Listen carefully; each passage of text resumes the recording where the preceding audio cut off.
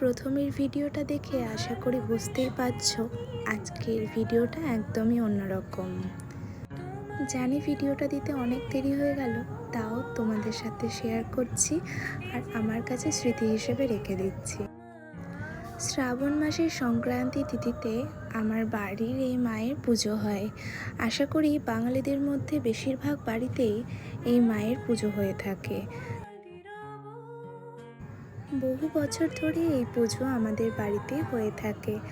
বাবার মুখে শুনেছি দাদুর আমল থেকে এই পুজো হয়ে থাকে, আর দাদু মারা যাওয়ার পর থেকে এই পুজো আমার বাবাই করে আসে। ঠিক পুজোর আগের দিন মাকে তার নতুন সাজে নতুন রূপে তার ঘরে নিয়ে আসা হয়। পালবাড়ি থেকে বাবা, ভাই, কাকু সবাই মিলে মাকে নিয়ে আসে, আর আমার মা, কাকিমা, জেঠিমা সবাই মিলে ঠাকুরকে বরণ করে ঘরে তোলে। যেহেতু পুজোর জায়গাটা ডেকোরেশন হয়নি, তাই এক সাইডেই মাকে রাখা হলো। আর এই যে সকাল থেকে উঠে দেখছি প্রচণ্ড বৃষ্টি, সেদিন ওয়েদারটা ছিল একদম ঠান্ডা। ঘুম থেকে উঠেই প্রথমেই সবজি জোগাড়ে, খিচুড়ির যে জোগাড় সেই জোগাড়টা করে দিই, কারণ পুজোর চলাকালীন রাঁধুনি যখন রান্না করবে তখন হয়তো অনেক কিছুই পাবে না, তাই তাকে আমরা কিছুটা হেল্প করে আগিয়ে দিই। তারপর স্নান সেরে আমরা পুজোর জোগাড়ে বসি। প্রথমে একা একাই করছিলাম, তারপর কাকিমারা, ভাইরা, বোনেরা সবাই এসে হেল্প করে। আমার জোগাড় কমপ্লিট।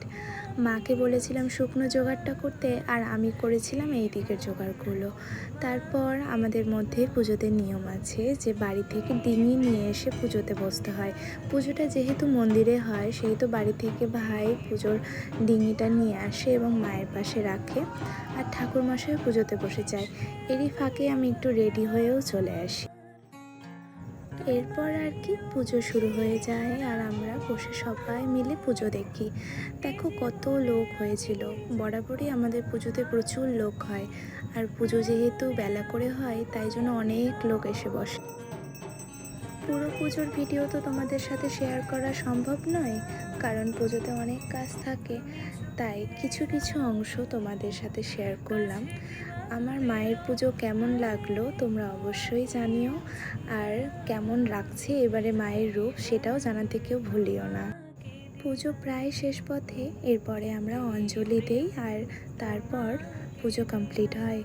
আমাদের এই পুজোয় যজ্ঞ হয় না, কারণ মা 1 বছর আমাদের ঘরে থাকে, তাই আমরা মাকে বিসর্জন দিই না।